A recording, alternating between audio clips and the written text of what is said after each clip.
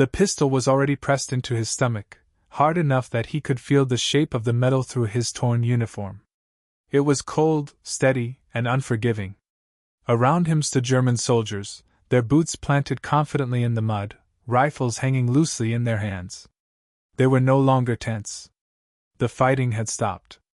Smoke drifted slowly between shattered trees, and the sounds of battle had faded into the distance. To them, this moment was finished, and one American soldier, alone, disarmed and surrounded. There was no reason to rush. No reason to fear.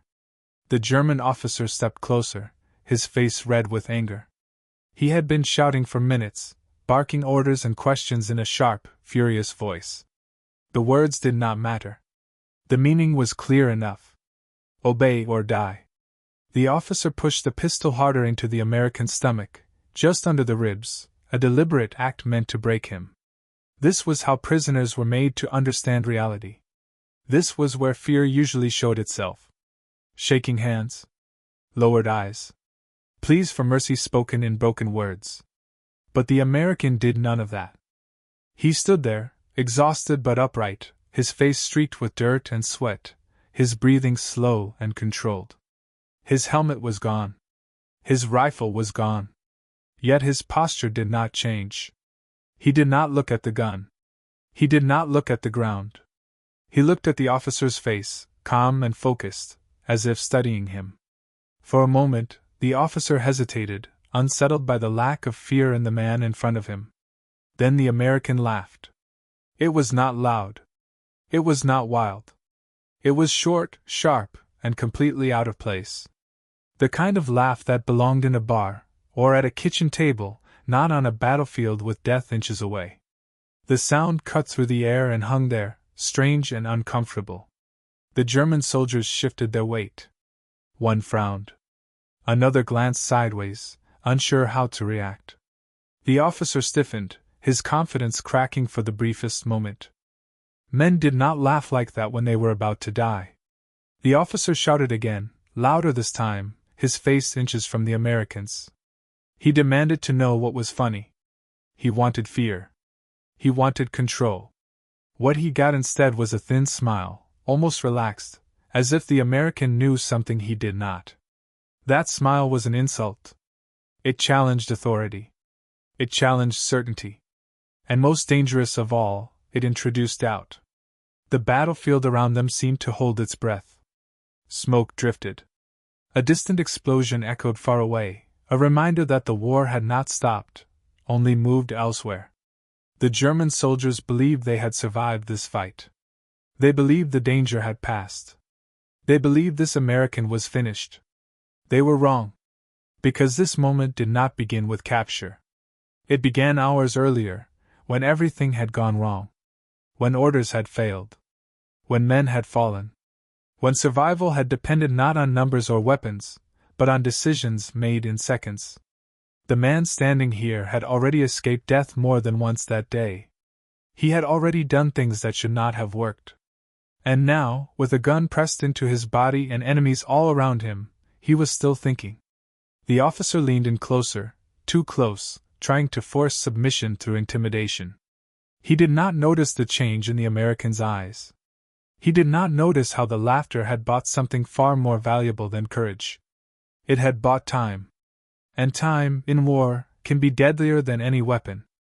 Only hours earlier, this American had not been alone. He had been one figure among many, moving forward through shattered ground as part of a unit that no longer looked like the one that had started the day. The men were tired in a way that sleep could not fix. Their faces were gray with dust and smoke, their eyes red from strain and fear they tried not to show. The front lines in late-war Europe were unstable, dangerous, and confusing.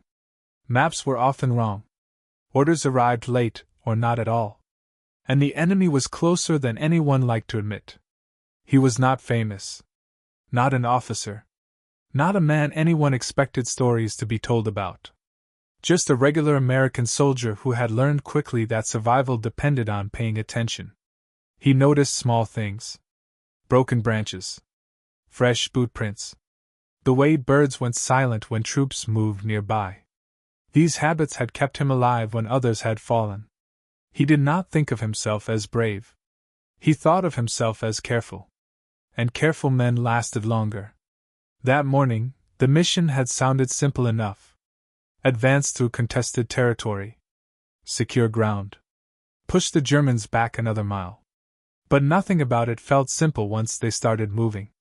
The terrain worked against them. Trees blocked sight lines. Ruined buildings created blind corners. Every step forward felt watched. The Germans were experienced, disciplined, and well dug in. They knew this ground better than the men advancing into it. When the shooting started, it started everywhere at once. Machine gun fire ripped through the trees. Mortar rounds slammed into the earth, throwing dirt and metal in all directions. Men shouted warnings that were lost in the noise. Someone went down to his left. Someone else screamed for a medic. Training took over. Drop. Move. Return fire. Breathe. Do not panic. Do not freeze. Then the unit began to break apart. Smoke and confusion swallowed any sense of direction. Orders could not be heard. Radio contact failed. Small groups became pairs. Pairs became individuals. He fired when he had a target and moved when he could, staying low, staying alive.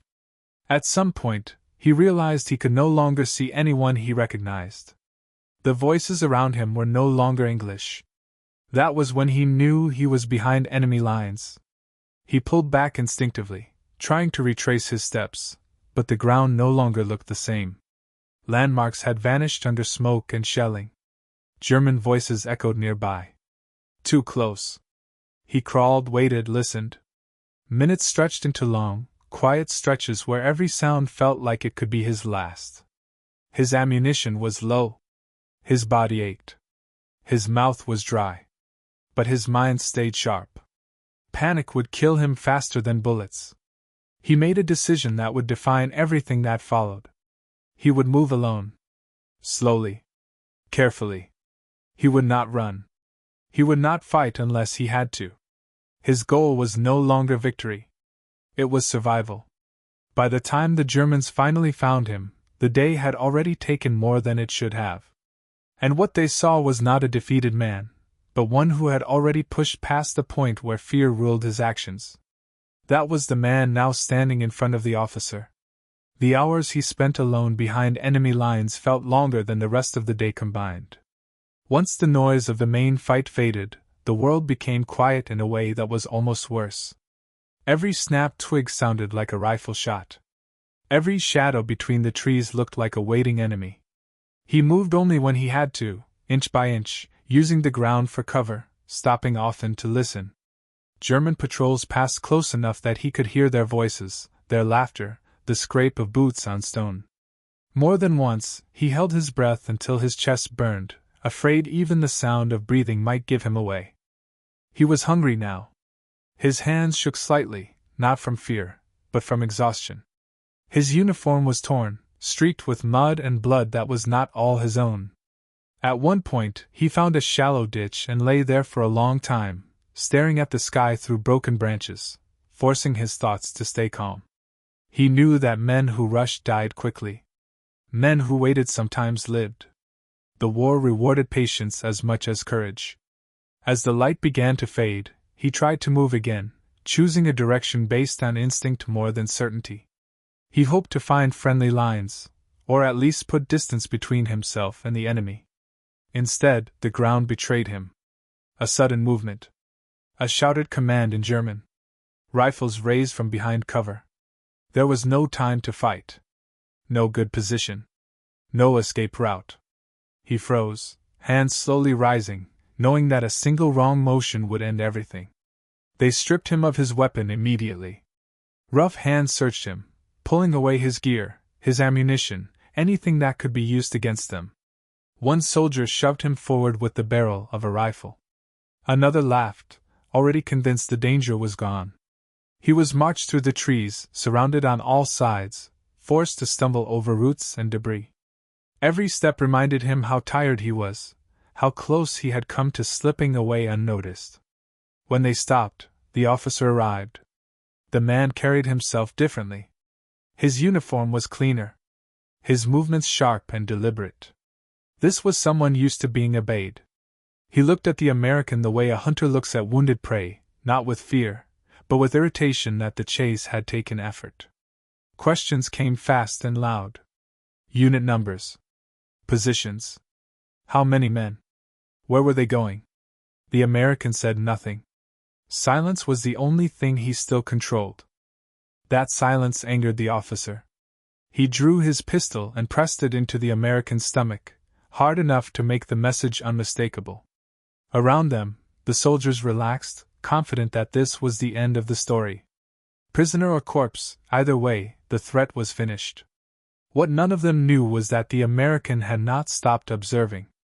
Even now, even surrounded, his mind was working. He noticed how close the officer stood. How the soldiers' attention drifted. How victory had made them careless. He felt the weight of the moment settling in. He understood something very clearly. This was likely his last chance to act. Fear was there, of course. Any honest man would feel it. But fear no longer ruled him. He had already accepted that he might not walk away from this day. That acceptance freed him. It stripped away hesitation. And in that narrow space between life and death, he found something unexpected. Clarity. That clarity was what led to the laughter. Not madness. Not despair. A calculated defiance born from the knowledge that if he was going to die, it would not be quietly.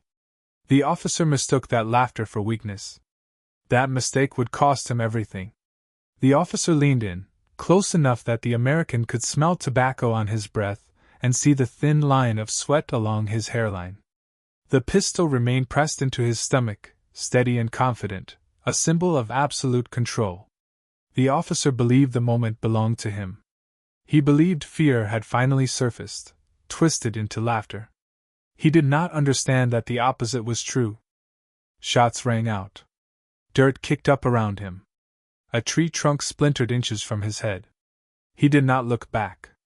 He ran, weaving through cover, disappearing into smoke and shadow as quickly as he had appeared. Behind him, the neat confidence of a captured enemy had dissolved into disorder and fear. The impossible had happened. A moment ago, he had been helpless. A moment later, the situation was reversed. The Germans would talk about it later, trying to explain how it had gone wrong. Some would blame carelessness. Others bad luck. None would admit the truth. They had underestimated one man. As the American vanished into the forest, his lungs burned and his legs screamed for rest, but he kept moving. He knew the danger was not over. It never was. But he was alive. And in war, being alive after a moment like that was nothing short of a miracle. The laughter still echoed in his mind as he ran. He did not stop running until his body forced him to. His lungs burned with every breath, sharp and painful, as if they might tear apart. His legs felt heavy, slow to respond, but he pushed them anyway, stumbling through brush and broken ground, driven by the knowledge that stopping too soon would mean death. Behind him, the sounds of shouting and gunfire faded, replaced by the dull thud of his own heartbeat pounding in his ears. When he finally collapsed behind a fallen tree, he lay there motionless, pressing his face into the dirt, listening. Seconds passed. Then minutes. He waited for boots, for voices, for the sudden crack of a rifle. None came. The forest settled again, uneasy but quiet. Only then did he allow himself to breathe freely. His hands were shaking now. Not from fear alone, but from the release of everything he had been holding inside. The weight of what had just happened pressed down on him. He had crossed a line that could not be uncrossed. There was no room for regret. No time to think about the man who had fallen. In war, survival was not a choice made once. It was a decision made again and again, every moment you were still alive. He forced himself back to his feet and moved on, slower now, more careful. Darkness was beginning to fall, and with it came new dangers. German patrols would be searching. Dogs might be brought in. Roads would be watched. He stayed off paths, kept to low ground, using shadows for cover. Hunger gnawed at him, but he ignored it. Pain flared in his side where the pistol had been pressed, already bruising. These were small problems compared to the one that mattered most. He needed to reach friendly lines. Hours passed in fragments. Short movements. Long pauses. The world narrowed to the next few feet in front of him. At one point, he heard voices close by and flattened himself into tall grass, barely daring to blink as a patrol moved past. At another, flares lit the sky in the distance, turning the night briefly into day. Each time, he survived by staying still, by letting the enemy move on without him. Near dawn, exhaustion nearly won. His body wanted to shut down. He found a shallow depression and sank into it, fighting sleep with everything he had left. He knew that if he slept too deeply, he might never wake. Instead, he counted breaths. 1, 2, 3. Stay awake. Stay alive. When the light finally began to change, he heard something different. Not German voices. Not the harsh edge of enemy commands. It was English. Low. Careful. American. He raised his hands before he was told to, stepping slowly into view. Rifles snapped up, trained on him, just as they had the day before. But this time, the voices that shouted at him were his own sides. Relief hit him so hard his knees almost gave out. He was searched, questioned, stared at like a man returned from the dead. When he told them what had happened, some shook their heads. Others laughed in disbelief. A few simply looked at him in silence, understanding more than words could explain. Later, when reports were written and details passed up the chain of command, the story would sound impossible. A captured soldier. Disarmed. Surrounded. A gun pressed into his stomach. And still, he had found a way. But for him, the truth was simpler. He had seen an opening where others saw an ending. He had taken a single moment of hesitation and turned it into survival. And that was how he lived to see another day. In the days that followed, the war did not slow down to make room for his story. Orders kept coming. Units moved. Men fought and died as they had before. Yet among those who heard what had happened, the event lingered like a quiet shock. Soldiers talked about it in low voices, usually at night, when exhaustion loosened tongues. Some shook their heads and said he was lucky. Others said it took something more than luck to stare death in the face and laugh. He was questioned more than once. Officers wanted details. Exact movements. Exact timing.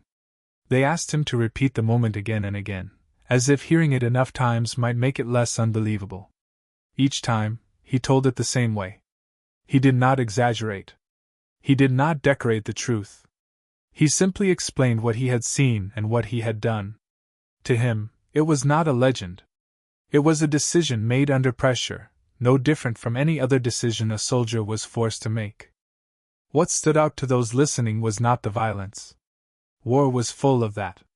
What unsettled them was the calm. The laughter. The idea that a man, stripped of every advantage, could still take control of a moment simply by refusing to act the way he was expected to. The Germans had expected fear. They had planned for fear. They had not planned for defiance. The American himself did not dwell on it for long. There was no time. He returned to duty with the same quiet focus he had always had. He cleaned his weapon. He checked his gear. He moved when told and rested when allowed. On the surface, nothing about him had changed. But inside, something was different. He had learned, in the hardest way possible, how thin the line was between life and death, and how much could depend on a single second of hesitation. Combat continued to test him. There were more firefights. More close calls. More nights spent cold and alert, listening to the dark. Each time danger closed in, he remembered that moment with the gun pressed into his stomach. Not the fear, but the clarity. The understanding that even when everything seemed lost, the enemy could still make mistakes. And mistakes, in war, were opportunities. For the German unit involved, the incident left a scar of a different kind. Discipline tightened. Searches became more thorough. Officers reminded their men never to relax, never to assume control too early. The story was retold as a warning, stripped of detail but heavy with meaning. A single prisoner, underestimated, had turned certainty into chaos. It was an uncomfortable lesson, and one paid for in blood. As the war moved forward, records were filed and memories scattered. His name did not appear in headlines. There were no speeches or medals tied directly to that moment. Like many acts of survival in the war, it lived mostly in personal accounts, passed from one soldier to another, then slowly into history. But its meaning remained clear to those who understood combat. Courage, they learned, was not always loud. Sometimes it was a laugh in the wrong place. Sometimes it was refusing to play the role assigned to you by the enemy. Sometimes it was seeing one last opening when everyone else believed the door was already closed. That laughter, born in a moment of absolute danger, had done more than save a life. It had reminded both sides of the same hard truth. In war, control is an illusion. And the man who understands that first is often the one who survives. Long after the gunfire had moved on and the front lines had shifted, the memory of that moment stayed with him. Not as a burst of heroism, but as a quiet reminder of how close everything had come to ending. In rare moments of rest, when there was time to think, his mind returned to the officer's face, frozen in surprise, and to the sound of his own laughter cutting through the air. It was not something he felt proud of. It was something he understood. War strips men down to their simplest instincts. Fight. Run. Freeze. What surprised him most was that laughter had not been an instinct at all. It had been a choice. A refusal to let fear decide the final seconds. In that choice, he had taken something back that the enemy believed they fully controlled. His fate. Those around him noticed that he had become quieter. Not withdrawn, just more deliberate. He listened more than he spoke. When he did speak, others paid attention. Not because he boasted, but because his words carried weight. He had seen the war from a place few had. Not charging forward with a weapon, but standing still with nothing left, and still finding a way through. The incident also changed how he viewed the enemy. He no longer thought of them as faceless or unstoppable. He had seen how quickly confidence could turn into carelessness. How authority could fail in an instant. The German officer had not been foolish by nature. He had been human.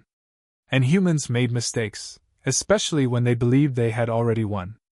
As months passed, new replacements arrived. Younger men. Cleaner uniforms. Eyes that had not yet learned what combat taught so quickly. When they asked questions, he answered carefully. He did not tell them to be fearless. He told them to be aware. To never assume safety. To never underestimate the person standing in front of them, no matter how helpless they appeared. The lesson worked both ways. The war continued its slow, grinding push toward an ending no one could yet see. Towns fell. Lines shifted. Names were added to lists that grew longer every week. Through it all, moments like his were rarely recorded in official histories. They happened too fast, too far from cameras and commanding officers. But they shaped the war all the same, one decision at a time. Years later, when the war was over and life had taken on a different rhythm, the story still surfaced now and then. Usually told by someone else, slightly changed with each retelling. The laughter became louder.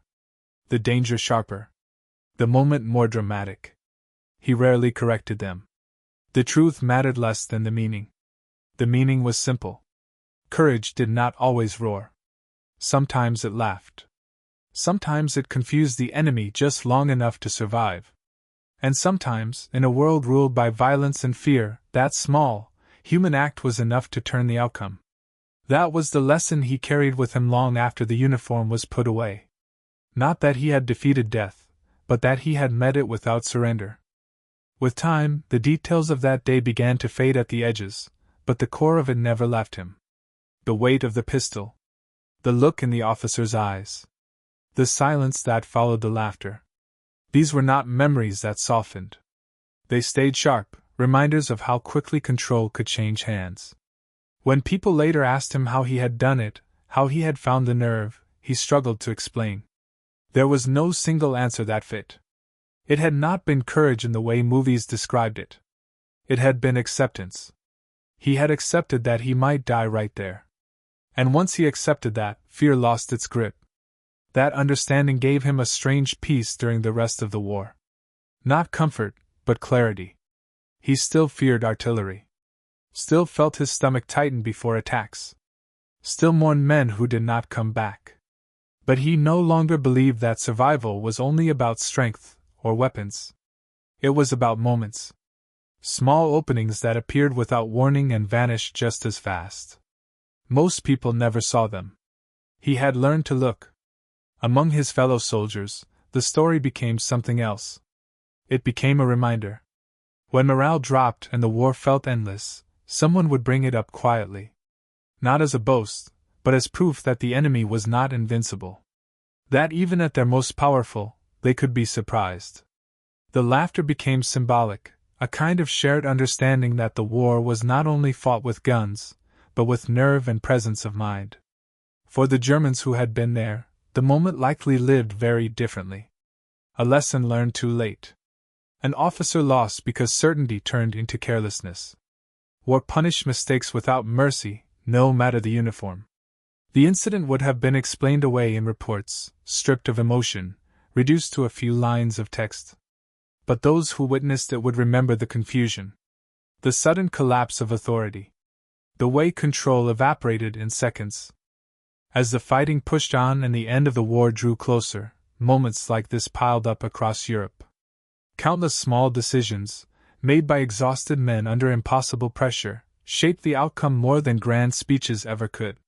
His story was just one among thousands, but it carried a truth that applied everywhere. Never assume the fight is over. When the war finally ended and he returned home, the world felt unreal at first. Streets without rubble. Nights without explosions. People laughing without fear. He blended back into ordinary life, carrying his memories quietly.